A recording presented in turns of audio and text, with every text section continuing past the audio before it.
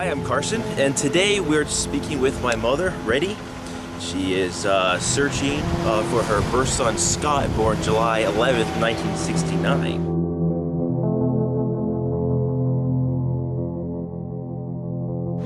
So today this is sort of an update video.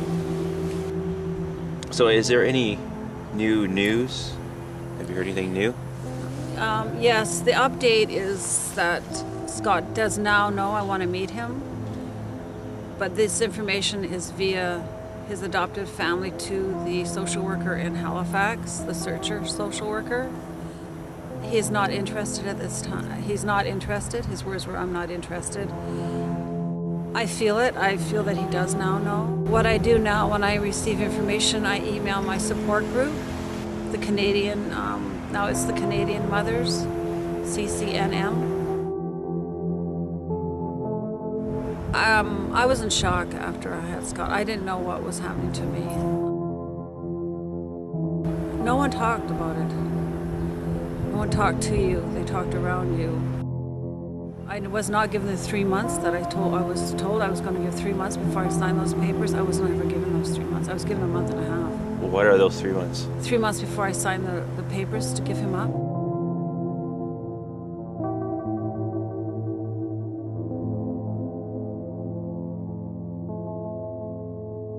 Yeah, and in 3 months I was in Vancouver and I realized I wanted my baby back.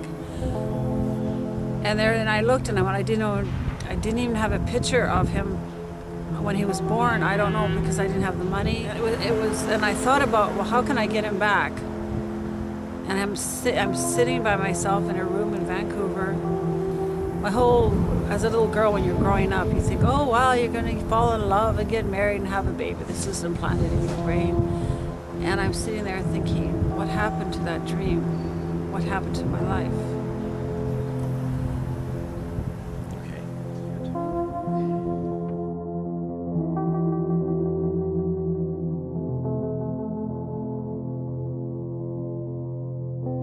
But I just read Primal Wound, or most of it, and I just bought the book. And it's really, the bottom line is a mother and child should never be separated. We're wounded for life, both parties.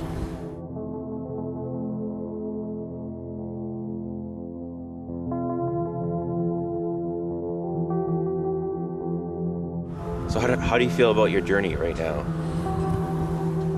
I'm not in the search mode anymore. It's like before, it would be like I was always running home to the computer, looking up things. It's like my journey, it wouldn't leave me. It would continue to tell me what to do and not to do, even when I wasn't thinking about it. But now I'm more relaxed, and I know Scott knows. I feel it. I just don't know it. I feel it.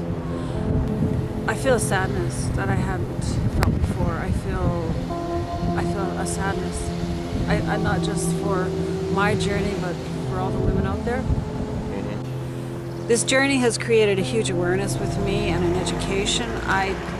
I had only realized this year that how many women were affected by giving up their children. I had not known that.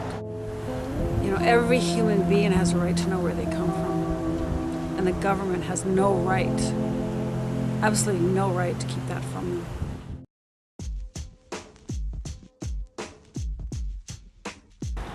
This is just a little message from brother to brother. This is to you, Scott.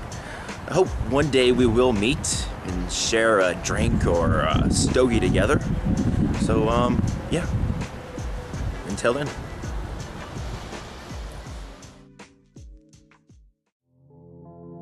I'm realizing the reality of the whole situation, and I have to focus on getting on with my life and hoping one day that he will call.